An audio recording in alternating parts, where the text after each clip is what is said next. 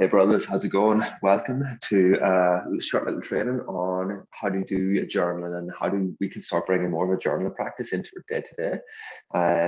Just going to upload it here as the last one. The sound wasn't that good, so thank you for your patience with it all. So yeah, let's get into it. So basically, one of the things, like first things first, what I want to speak into is why do I find journaling so important? Why is it such an important tool that I connect with personally myself and teach all of you guys and all of my clients to start working with? And that is it just that art and that sacredness of putting pen to paper is so huge, and it's fundamentally it's one of the best ways that we can get out of our head and get into our body. Because for men, so often it's like we spend so much of our time just churning through thoughts, constantly going through these cycles, just going over and over and over in these repeat cycles within our head. Whereas when we're able to put pen to paper, it's a way and an exercise for us to start actually expressing some of them thoughts, some of them feelings onto paper. So then that's going to allow us to start figuring stuff out. And then how that's going to have such a positive spin-on effect in their day to day. Because as we get out of our head, as we get all of them thoughts and feelings out of our head, we clear that space so then we can be more present, or we can be more grounded, we can be more embodied in ourselves. But as well as that, as they are physically out on paper, we can actually start formulating through them a lot better. So then we can pick and choose like what is actually important and what is not important, and how to start processing through our stuff a lot quicker and a lot more efficiently. So again, this is why I feel like it's such an important skill to be able to build for ourselves. And then when I speak into that is like journaling is a skill, and like any skill, it takes practice. And the more you practice you do, the more your journaling is going to evolve. Whereas if you feel like you've got a really poor relationship with journaling, you really struggle with journaling, it's like that's totally fine. It's like I was in the exact same boat. A lot of clients that I've worked with were in exactly in the same boat because we didn't practice that skill enough. But as you start delving into it more, as you start getting committed to it more, as you start having fun and more and getting used to it more, it's going to, like anything, you're going to sharpen it. So you're going to start getting improving in that skill, and you're going to make it work for you. But one of the biggest things that I see guys struggle with is they just put journaling in one box. It's like, I tried journaling, it's shit, I can't do it. So then I'm not going to do it. And then that just we just feed a big story around what journaling it means to us. And then we put it in the not too hard basket. Whereas, like the way I look at this is like there's so many different ways we can journal. In today's session, we're going to be covering 6 specific ways. 6, not 5. 6 specific ways. And like there is more that you can explore with it, but these are the 6 ways that I find are most beneficial as a starting point. So you can't say that you can't journal unless you have gave each of these six different ways, some time and some play and some experience with that. It's the same as like it's one of my pet hates with people like around health and fitness and all that sort of stuff. There's like, oh, I don't like yoga, yoga's not for me. And you just try one yoga class from one specific instructor. It's like shop around, try a few different ones, and then make up your decision, make up your mind from that. Same with gym, same as all of these different things. But so often we just compartmentalize so much of our thoughts into like there's like this little box, and we create a little box for our thoughts, and then that just feeds this story and this belief that we have. So this video is going to be here to start cracking open that box, expanding that box, and giving you more tools that you can start connecting with from here. Cool. So first things first, with the first and easiest practice that I find with journaling is just starting off with a simple gratitude journal. So if you don't have a relationship with journaling at all, it's like one of the easiest ways to do is just start off with a simple gratitude journal where you're just actually writing down some of the things that you're grateful for in your day-to-day life. And by doing this is like it's not a really hard one, it's not a really difficult or a challenging one, but it's something that you want to start connecting with, and you just start doing this, writing down the things that you're grateful for. Like there's so much benefits come with that. The more we're able to connect in with that gratitude, the more we're able to see that gratitude and feel that gratitude within a being, the more we're going to start actually pulling moments of gratitude into our reality from our day to day. Whereas the thing that I see guys struggle with the most is like we just do a gratitude journal, but just to keep it surface level. Whereas I want you to start breaking through that surface level and start going deeper and connecting to it. So instead it was like, I am grateful for my loving home. I am grateful for waking up next to my partner. I am grateful for like just that surface level thing is like go a little bit deeper into each gratitude. So what does that mean? Is like, I am grateful for X because that has allowed me to feel, or that has allowed me to experience, that has allowed me to do something else. So we're putting more feeling, and we're putting more emotion, we're putting more just oomph into whatever that is. And as we start doing that, that's allowing us to go that couple of layers deeper with it. So then as you go working through the gratitude, it's like you're not only expressing what the gratitude is, you're connecting that to feelings, you're connecting that to emotions, and you're actually embodying that gratitude. And that's where it's going to be more of a deeply rooted connection to that. Plus, then that's a really beautiful way to start learning how to talk into your feelings, talk into your emotions a bit more about something that's really positive as you're journaling. And then that's going to have a massive, massive roll-on effect with it, because journaling can be really amazing for them positives, but it can be really amazing for them heavy, them sad feelings, them big emotional feelings as well. But if you've never really done it, it's really confronting to put them thoughts, feelings, and words down on the paper. So then the next one that we go into, the next one is going to be going through the 4 power questions. And these 4 power questions are so fucking important. So like the ones that I put in the conscious accountability tracker, the ones that I ask myself on a daily basis, every single day, I'm asking myself these 4 questions. Because it's like this, that mastery, it's the more we're able to observe our thoughts and start calculating and asking ourselves these deeper questions, that's where we're getting more of a deeper meaning within our day-to-day life. And that's where we're going to start looking at life through that lens of living a cause rather than living effect. It's like things are happening to me, or things are happening for me rather than to me. So the 4 questions is going to be is like, what went well in the last 24 hours? And allowing you to see it is like, right, looking and celebrating and acknowledging what your wins are. Pardon if you can hear Oak in the background, bless. So like, what went well in the last 24 hours? Like allowing you to really express what it is, what wins are you celebrating, what wins are you acknowledging, no matter how big, no matter how small they are, every win is a win. So getting you used to starting to do this more and more and more. Again, that's where you can bring that gratitude element into it. Is like acknowledging and celebrating them wins for yourself. Then the second question is, what didn't go well for me? So this is allowing you to start actually being honest with yourself. It's like, right, where did I fuck up? Where could have showed up better? Where did I not follow through on my word? And just being real and open and honest with yourself is like, right, these are the things that came up for me today. But then again, as you're doing this, don't just be surface level, go that layer deeper. It's like, this is where it can mess up, but this is why, and this is what has come from that. So you're starting to learn from them experiences, because there's so much fucking growth and so much knowledge and so much learning because of them experiences.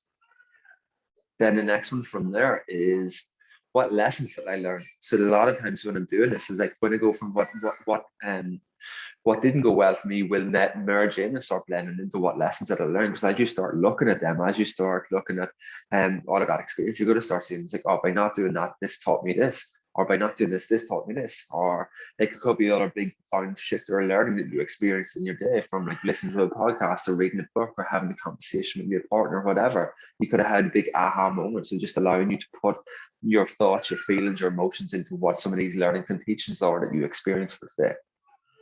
And then the last question within that four questions is, what is my intention for tomorrow? It's like, how do I wish to show up for myself tomorrow? And a lot of times as I work through this year, it's like, if I'm doing this, when I do this at night time, it's like, if there's like big intentions coming through, it's like, I'll actually text them to me. So I'll journal them out, then text the bullet points to me. So then it's on my phone in the morning time. So that's going to remind me these are the big important ones that are moving forward.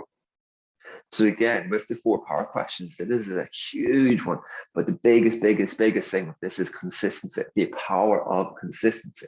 So I'll be talking into a few different tricks and tools that you can use to make journaling more important and like an easier for you to implement. But like the big one for the 4 power questions is every single day non-negotiable. And like this, like since doing this for myself over the last few months, it has been hugely massive shifts, because I would have relationship with journal where I do it for a little while and then take breaks, do it for a little while, take breaks, do it for a little while, take breaks. But like as I started doing these 4 power questions every single day, like that is consistent, haven't missed a day. And like, yeah, like it's huge.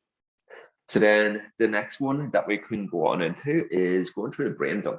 So brain dump is a really beautiful one. Like I personally love this because I have a lot of things going through my head, and it's just stuff that's really noisy and really busy in there. And then that's when overwhelm can kick in if there's just too much noise going on in my head. So I need to put pen to paper, literally just dump everything out on the pen to paper. And that's just a way of just expressing everything that's through there. And then from that allows me to easily formulate where things are. because I'm more of a feelings kinesthetics kind of person. So like when everything is there, it just feels overwhelming because there's too much noise. But being able to put it on the paper, being able to visually see that, then I can feel into it. It's like, right, these are the important things that we start working through. This is where I can pick out these couple of things and start piecing that together. So basically, like a brain dump is like doing a to-do list. Brain dump is when there's lots of noise, lots of busyness going on in your head, just putting pen to paper, just getting it out, just spitting it all out on the pen to paper. And like however that looks, however that feels for you. Like with my higher end clients, like we've got like deeper processes that we work through where we use where we use brain dumps, where we go deeper into planning out our days, planning out our weeks, planning out our months, planning out our quarters, and being able to start expand and going deeper onto all of this. So then as we start doing this, as we start through these processes, it allows us to really see how we can move our life forward really fucking quick, rather than having all of this stuff in our head and we're not actually actioning because it's in our head. And then there's more noise comes into our head. And then just 1 week falls into the other week, and then 1 week falls into the other month, and then so on and so forth. And you 3 months later, you're like, how am I still here and I haven't done X, Y, Z that I intended to do? Whereas as we go through these, as we use these different tools, it allows you to start formulating better plans and start implementing and taking more action with what it is that is needed. So then the fourth type of journaling that we can do is called leading questions. So leading questions, this is where you would have experienced this within the Create Certainty and Self program, like in the action or in the assignments, in the action steps, and the Google Docs, you'll all find like there'll be like a question where it's like on a deeper topic. So like it's a question that gets you to start getting your creative juices flowing, get you to start being more inwardly kind of thinking and focusing on what's going on with yourself. That's introspective was the word I'm thinking. So like leading questions is all about allowing you to start exploring what is going on deeper within you and start seeing what is coming up with that. And so as you start going through these leading questions, like have a clear question of what it is that you want to ask yourself. And then as you start journaling, it allows you to start expressing what is actually happening through there.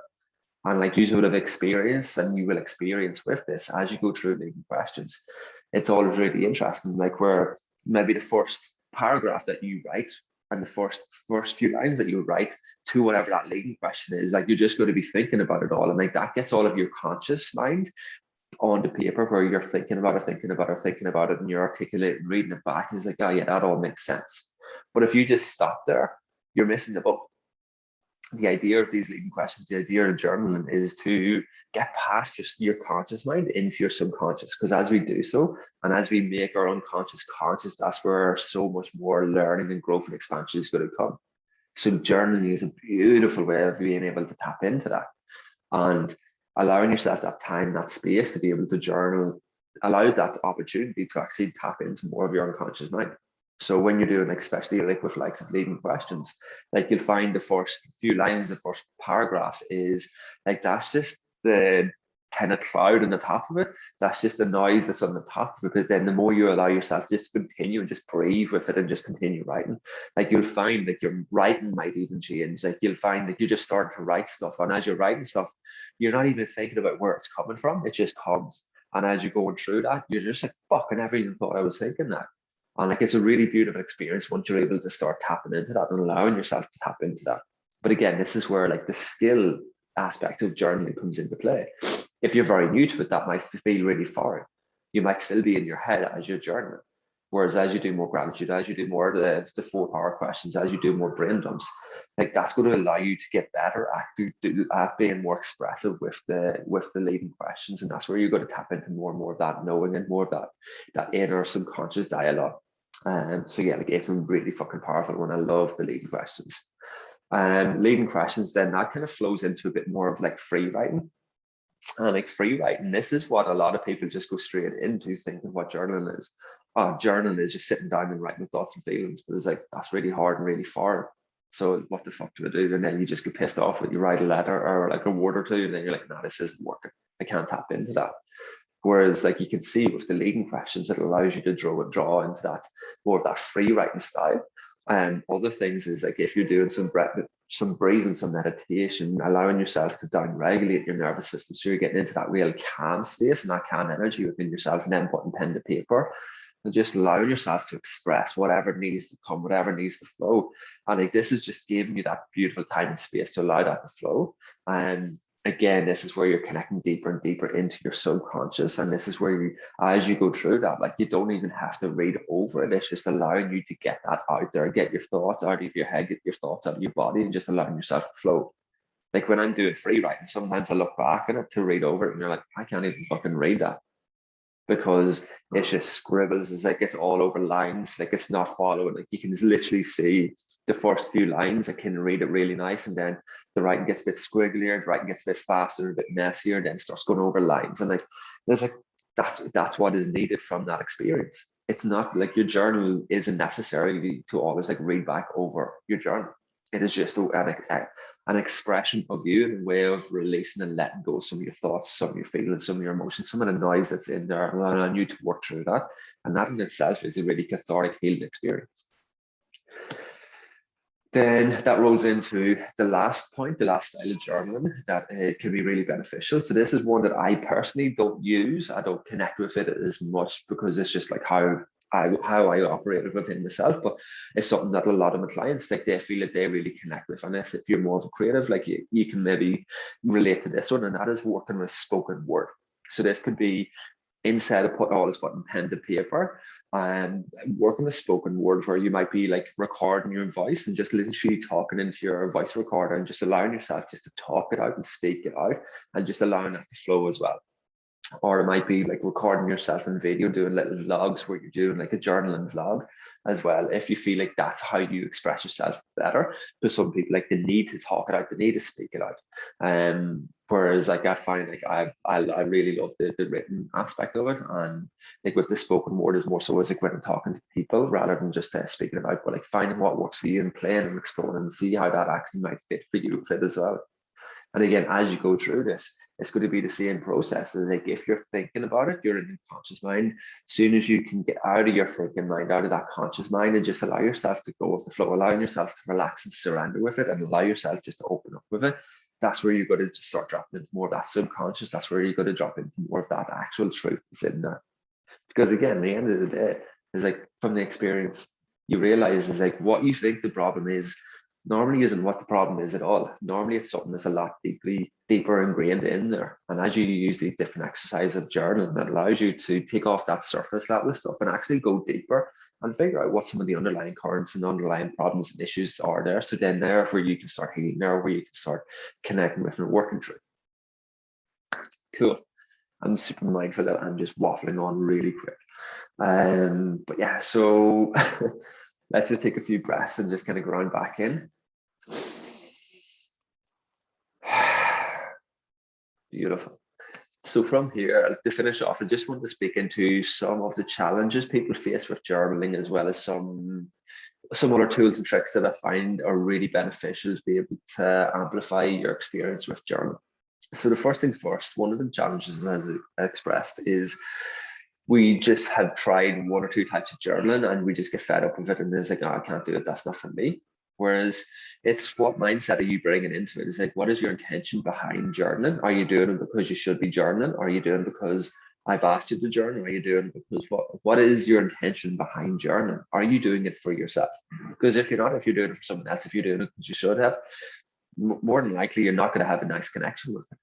Whereas if you can start looking at it from that perspective, it's like, I actually want to journal for myself. I want to have an intention of using journaling to be a tool to actually connect deeper with myself and start understanding some of the things that are going on for me more internally.